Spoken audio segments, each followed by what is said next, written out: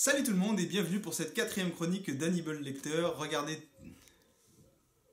Salut tout le monde et bienvenue pour cette quatrième chronique d'Hannibal Lecter. Voyons tout de suite ce que nous avons au menu aujourd'hui.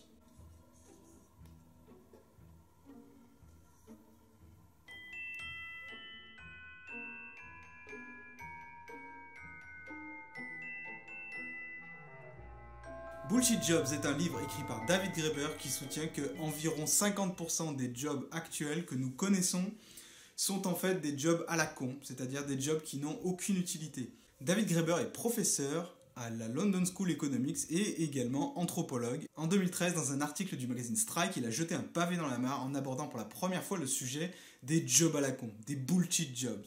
Et là, ça a servi comme un effet de révélateur. En effet, à la suite de son article, en fait, il y a beaucoup de gens qui, les langues se sont déliées, ils se sont mis à parler, à dire la réalité des choses.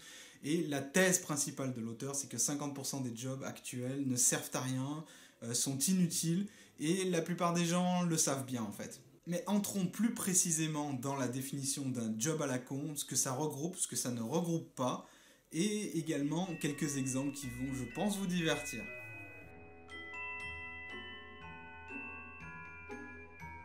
L'armée allemande a un sous-traitant chargé de son service informatique. La société d'informatique a un sous-traitant qui s'occupe de sa logistique.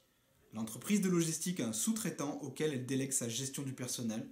Et moi, je bosse pour cette boîte-là. Imaginons que le soldat A ait besoin de déménager dans un bureau 2 portes plus loin, au bout du couloir. Au lieu d'y aller directement avec son ordinateur sous le bras, il doit remplir un formulaire.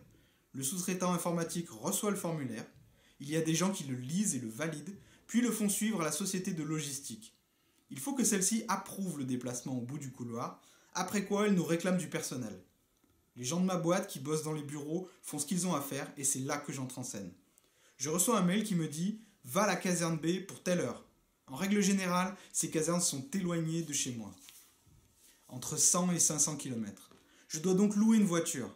Je prends la voiture, je me rends à la caserne en question, j'informe le centre de régulation que je suis sur place, je remplis un formulaire, je déconnecte l'ordinateur, je l'emballe dans un carton bien fermé et je demande à un gars de la logistique de l'emporter dans le bureau d'à côté. Là, je déballe le carton, je remplis un autre formulaire, je reconnecte l'ordinateur, j'appelle la régule pour leur dire combien de temps ça m'a pris, je fais signer 1 ou 2 papiers, après quoi je reprends ma voiture de location pour rentrer, j'envoie un mail à la régule avec tous les documents et je reçois ma paye. Donc, plutôt que de laisser le soldat porter son ordi sur 5 mètres, 2 personnes font entre 6 et 10 heures de route au total, remplissent une quinzaine de pages de paperasse et gaspillent au bas mot 400 € de l'argent des contribuables. On entre directement dans le vif du sujet avec ce premier exemple et sachez que des exemples comme ça, il y en a tout au long du livre. En fait, l'auteur le dit lui-même, lorsqu'il a eu l'idée de créer ce livre, d'écrire ce livre pour la première fois, il a fait un appel. C'est-à-dire qu'il a demandé aux gens du monde entier leur témoignage à propos de est-ce qu'ils avaient des jobs à la con autour d'eux, est-ce qu'eux-mêmes ils avaient un job à la con, et en quoi ça se manifestait, comment ils pouvaient donc prétendre avoir un job à la con, demander un petit peu des explications, tout ça. L'auteur a recueilli une base de données de plus de 100 000 mots du monde entier. 100 000 mots, je ne sais pas si vous vous rendez compte, mais ça fait justement un livre à peu près 2 fois plus épais que celui de David Graeber, pour vous donner une idée. Alors, la définition exacte d'un job à la con, c'est quoi ? Un job à la con est une forme d'emploi si totalement inutile, superflue ou néfaste que même le salarié ne parvient pas à justifier son existence, bien qu'il se sente obligé de faire croire qu'il n'en est rien. En gros, c'est un boulot inutile ou néfaste, vous l'aurez compris, mais en plus, même le salarié ne parvient pas à justifier pourquoi il fait son boulot. Bien souvent, ce sont des emplois qui sont très bien payés et il ne faut pas les confondre avec ce que l'auteur appelle les jobs de merde. Les jobs de merde, c'est quoi ? Au contraire, c'est des jobs qui apportent énormément de valeur, qui ne sont pas du tout nocifs, mais bien utiles à la société, mais qui sont extrêmement mal payés. Comme par exemple les infirmières ou les balayeurs, qui sont hyper utiles à la société, mais qui sont très très mal payés. Attention non plus à ne pas confondre avec le job de tueur à gages pour la mafia. Parce que celui qui exécute le job, si je puis dire, n'est pas quelqu'un qui est persuadé que son job ne sert à rien, au contraire, il pense qu'il sert à une très grande cause. Autre point à faire particulièrement attention, les jobs à la con ne sont pas que l'apanage des fonctionnaires. En fait, les entreprises privées, les entreprises publiques et même l'armée sont également pourvues de jobs à la con en tout genre. Donc si vous pensez que seuls certains fonctionnaires ont des jobs à la con, sachez que vous avez tout faux. En revanche, si vous pensez avoir un job à la con ou si quelqu'un dans votre entourage pense avoir un job à la con, sachez qu'il en a parfaitement conscience et qu'il a probablement raison. On peut distinguer 5 grands types de jobs à la con. Les larbins, les porte-flingues, les rafistoleurs, les cocheurs de cases et les petits chefs. Voyons dans le détail à quoi ça correspond. Les larbins, c'est les jobs qui n'ont pour autre but que de faire sentir quelqu'un d'autre important. C'est un peu l'équivalent des emplois de domestiques ou au temps de l'esclavage, quand vous aviez quelqu'un de très important et qui était toujours suivi par une sorte de garde du corps ou quelqu'un qui était juste un concierge ou un domestique, tout simplement. Tiens, un autre de mes jobs à la con. Concierge dans un de ces grands immeubles. Je passais la moitié de ma journée à appuyer sur un bouton pour ouvrir la porte d'entrée aux résidents et à la saluer quand ils les traversaient le hall. Si je ne pressais pas le bouton à temps et qu'un résident était obligé d'ouvrir la porte à la main, mon responsable me tombait dessus. Ensuite, on trouve les porte-flingues. Les porte-flingues, c'est quoi? C'est des gens, c'est pas des gens qui ont des flingues, c'est tout simplement des gens qui ont un emploi qui est non seulement inutile, mais en plus qui est même nocif aux autres. Certains boulots dans l'armée, mais également certains marketeurs, certains vendeurs très agressifs ont un job à la con parce qu'ils essayent de vendre. Par exemple, pour ces derniers, ils essayent de vendre des choses dont les gens n'en ont rien à faire. Un petit exemple. J'ai eu une flopée de jobs à la con dans des centres d'appel. J'ai vendu des trucs dont les gens n'avaient ni envie ni besoin, enregistré des déclarations de sinistres, mené des études de marché à 2 balles. C'est le pire que de ne pas avoir d'impact positif sur la vie des gens. On contribue activement à pourrir leur journée. Je les appelais pour leur refourguer un service merdique dont ils n'avaient pas besoin, notamment un accès à leur historique de crédit, un truc qu'ils pouvaient obtenir gratuitement ailleurs et qu'on leur proposait pour 6,99 € par mois, avec 2 ou 3 à côté sans intérêt. Dans notre centre d'appel, tous les efforts visent à nous apprendre à convaincre les gens d'acheter des choses dont ils n'ont pas besoin. Résoudre les problèmes pour lesquels ils nous contactent, c'est secondaire. Les rafistoleurs, c'est des gens qui sont engagés pour réparer des erreurs du style un logiciel qui ne sert à rien et qui fonctionne mal, donc on embauche quelqu'un pour pouvoir le réparer. Ou c'est quelqu'un qui est embauché à faire une tâche qui pourrait être totalement automatisée, mais bon, il faut bien occuper les gens, donc on le fait. Ou c'est des gens qui sont amenés à réparer des choses qui fonctionnent déjà mal à la base et qui, même si une fois qu'elles sont réparées, elles refonctionneront mal plus tard. Je passais l'intégralité de mes journées, c'est-à-dire 7h30, à photocopier des dossiers médicaux d'anciens combattants. On nous répétait que les machines qui auraient permis de les scanner coûtaient trop cher. Quand on lit, sérieux, c'est rempli d'exemples comme ça, c'est à la fois drôle et pathétique, et en même temps, je suis sûr que si vous faites le tour autour de vous, vous connaissez des gens qui sont dans des situations-là. Peut-être que vous-même vous êtes dans cette situation-là, c'est-à-dire que vous avez l'impression que votre job il ne sert à rien, et bah si vous avez cette impression, comme le dit l'auteur, c'est que vous avez probablement raison. Ensuite, nous trouvons les cocheurs de cases. Les cocheurs de cases, c'est quoi? C'est tout simplement des gens qui sont là pour donner bonne conscience à l'entreprise, pour leur permettre de dire, bah, vous voyez, on fait quelque chose, alors qu'en fait, elle ne fait rien du tout. Un petit exemple. Je suis consultant en stratégie numérique pour les branches marketing de plusieurs multinationales pharmaceutiques. Dans ce cadre, je bosse souvent en collaboration avec des agences de com internationales et j'écris des rapports qui s'intitulent par exemple « Comment améliorer l'engagement des principaux intervenants dans la numérisation des services de santé ». C'est de la connerie en barre, qui n'a d'autre but que de faire illusion aux yeux des services marketing.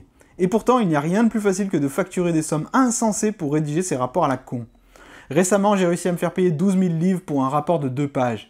Il m'était commandé par un labo qui voulait le présenter pendant un séminaire de stratégie internationale. Finalement, ils ne l'ont pas utilisé. Ils n'ont pas eu le temps d'arriver à ce point de l'ordre du jour.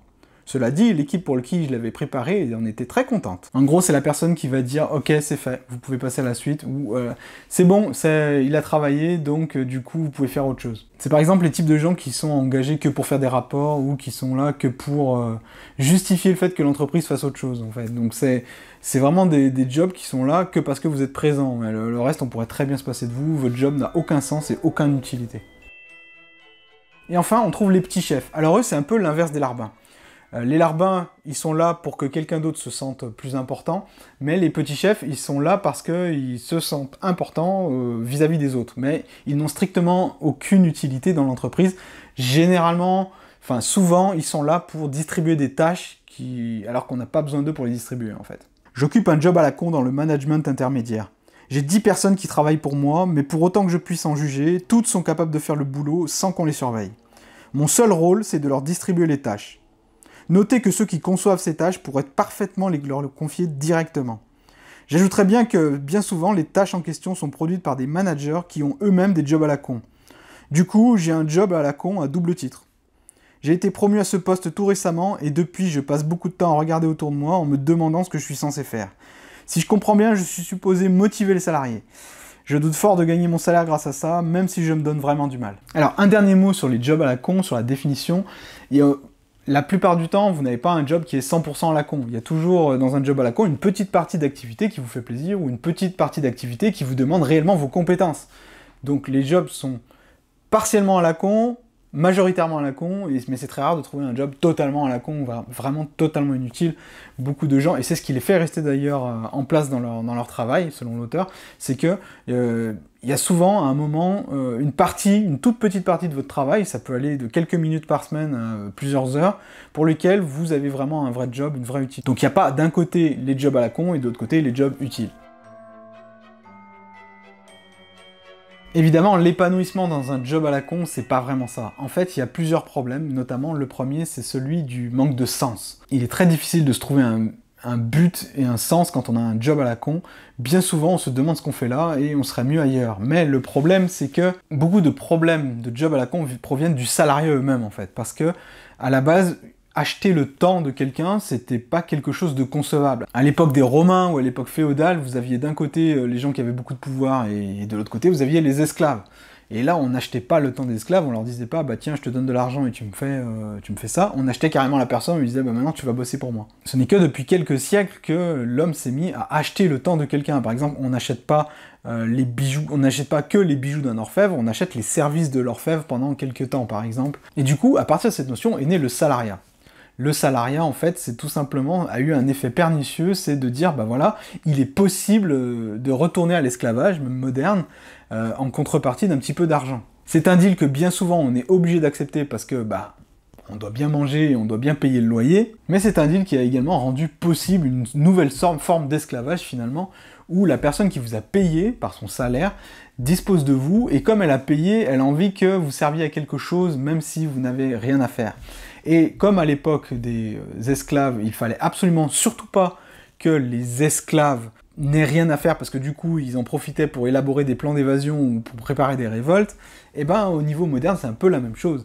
Je sais pas si vous avez déjà remarqué, mais au niveau de l'entreprise, si vous êtes en train de ne rien faire du tout et que le patron passe, il va se passer quelque chose, il va vous dire « je te paye pas à rien faire ». Même si votre job est purement inutile, et bah du coup, vous ne pouvez pas lui répondre ça, vous êtes obligé de faire semblant de travailler à quelque chose. Même si l'auteur y va un peu fort, repensez à la période où vous étiez stagiaire.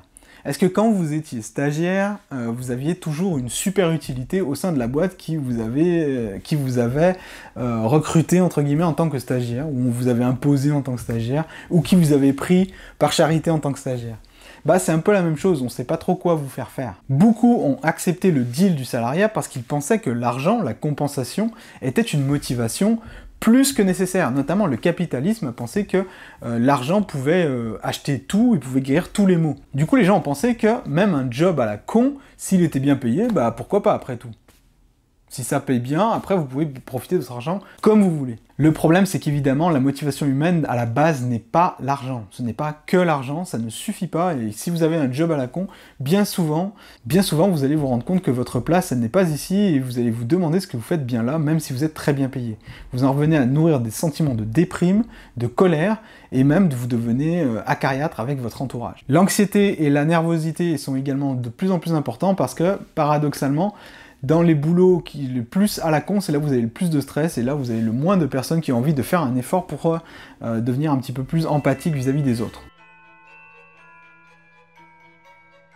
A noter qu'avoir un job à la con, c'est pas toujours si terrible. Certaines personnes s'en accommodent très bien, et profitent de leur job à la con pour nourrir des projets personnels. Je connais notamment des gens qui ont un job à la con et qui utilisent les parties inutilisées de leur travail, ou les parties où on n'a pas besoin d'eux, ou les parties où ils ne servent à rien, pour rédiger leur propre livre. Pour certaines personnes également, le job à la con, c'est tout simplement une façon d'éviter une vie familiale qui devient trop chargée avec les enfants, ou... J'ai pas dit que toutes les excuses étaient bonnes, mais pour certains, ils le vivent pas si mal que ça. Un autre exemple qui va vous faire rire. Un fonctionnaire espagnol aurait touché son salaire pendant au moins 6 ans sans travailler, utilisant ce temps libre pour devenir un spécialiste de l'œuvre du philosophe Spinoza, selon les médias espagnols. Le mois dernier, un tribunal de Cadix dans le sud de l'Espagne a condamné Joaquín Garcia, 69 ans, à une amende d'environ 27 000 euros. Motif, défaut de présence à son poste au sein de la Compagnie des eaux de la ville, où il était employé comme ingénieur depuis 1996. Son absence a été remarquée pour la première fois en 2010, le jour où il était attendu pour se voir remettre une médaille en récompense de ses années de service. Sérieux, c'est pas une histoire de dingue ça. Le problème c'est que bien évidemment le fameux Joaquín Garcia, il avait un job à la con et du coup il avait tellement un job à la con que les gens se sont même pas rendus compte qu'il n'était pas là. Il y a également d'autres exemples assez hallucinants dans le livre, comme par exemple un gars qui est mort dans son bureau et les gens ont mis 48 heures avant de s'en rendre compte, tout simplement parce qu'il avait fermé la porte pour être tranquille, et les gens ont même pas eu la présence d'esprit de venir voir parce qu'il avait besoin de rien, et tout simplement les gens n'avaient pas de raison de venir le voir, donc la porte est restée fermée, et c'est qu'au bout de 48 heures qu'on s'est rendu compte qu'il avait fait une crise cardiaque dans son bureau, quoi. À quoi d'autre ça ressemble d'avoir un job à la con? C'est aussi le fait de devoir, comme je le disais tout à l'heure, vous affairer en fait, faire semblant d'être affairé. Bien souvent vous vivez dans le mensonge. Alors que certains s'en accommodent très bien, la plupart des gens le vivent assez mal et se demandent un petit peu ce qu'ils doivent faire, ce qu'ils sont censés faire et quel est un peu le sens de tout ça. Dépression, angoisse et parfois burn-out, en fait, l'idée d'un travail à la con, ça pourrait être synthétisé par un rôle sans texte. Si vous étiez au théâtre, ça serait exactement comme jouer un rôle alors que vous n'avez pas de texte. Donc allez-y, improvisez. Et c'est un peu ce que décrivent beaucoup de gens qui ont un travail à la con. Et je voulais maintenant vous montrer un petit peu l'évolution du temps de travail, toujours dans un graphique tiré de Bullshit Job, je vais vous le faire voir un petit peu plus près, où en fait vous avez l'évolution du temps de travail, de la répartition du temps de travail depuis un an, entre 2015 et 2016. Alors voici ce que ça donne, vous voyez que en l'espace de seulement un an, le temps que consacrent les employés de bureaux aux activités qui constituent le cœur de leur travail s'est réduit entre 2015 et 2016, passant de 46 à 39%. Vous voyez qu'il y a certaines choses qui prennent des proportions de plus en plus grandes, comme les réunions inutiles, la gestion des emails, les interruptions pour accomplir des tâches inutiles, tout ça, ça augmente en fait, et le cœur du travail diminue. J'ai adoré ce livre parce que l'humour grinçant qu'il émaille et les nombreux exemples font que ça me parle vraiment. C'est quelque chose où j'ai l'impression que les gens qui s'expriment à travers ce livre, c'est des gens que je connais, ou c'est des gens qui, à certaines parties de ma vie, ont été moi également. Donc les jobs à la con, c'est quelque chose également. Ce qui m'a vraiment plu, c'est que j'ai l'impression qu'il dit tout haut ce que l'on pense, ce que beaucoup d'entre nous pensent tout bas depuis déjà pas mal de temps, c'est-à-dire l'inutilité de certains jobs et le fait qu'il ne faut pas s'en sentir coupable, il ne faut pas s'en sentir vexé. C'est le système qui veut ça, c'est également, il y a des façons de s'en sortir. Être dans un job à la con, c'est pas forcément une condamnation. Vous pouvez mettre à partie le temps où vous ne servez à rien pour faire d'autres choses qui sont beaucoup plus utiles et qui ont beaucoup plus de sens pour vous, mais attention à ne pas vous faire capter. Voilà, nous arrivons au terme de cette chronique et il va être temps pour nous de refermer le livre. Dans la prochaine chronique, on va changer un petit peu de thématique, on va changer un petit peu de type de livre puisque je vais lire pour la première fois un livre que vous avez écrit, un livre que vous m'avez envoyé et que vous m'avez demandé de chroniquer, donc je vais en profiter pour chroniquer le livre d'un abonné, et je vais vous dire ce que j'en pense, je vais vous dire ce qu'on y trouve, je vais en faire un petit peu la promotion. Si vous aussi vous avez écrit un livre et que vous voulez que j'en fasse la promotion ou que j'en fasse une chronique, n'hésitez pas à me l'envoyer avec un petit mot de votre part, j'aime bien les bouquins signés. Prenez contact avec moi sur les commentaires YouTube ou via potiondevie.fr, mon site principal. Je serais ravi de vous mettre en avant, je serais ravi de lire vos publications, que ce soit de la fiction ou que ce soit de la non-fiction, que ce soit de la poésie même ou complètement autre chose. Même si la poésie, je vais avoir du mal parce que c'est difficile d'en faire une chronique tout simplement. Voilà, je rappelle qu'en cliquant sur le lien dans la description, vous pouvez avoir directement accès à la version que j'ai achetée et vous pouvez également avoir accès, toujours dans les liens dans la description, à mon livre en version audio, Booster votre mémoire, mémoriser l'impossible en vous amusant. Il vous est offert de façon gratuite, alors que normalement, un livre audio, c'est plus de 23 €. Donc profitez-en, c'est quand même un super cadeau, et c'est possible que si vous passez par mon lien, justement, puisque j'ai un partenariat avec Amazon Audible. Je vous dis à bientôt pour la prochaine chronique, et je vous souhaite un bon appétit de livre. Salut!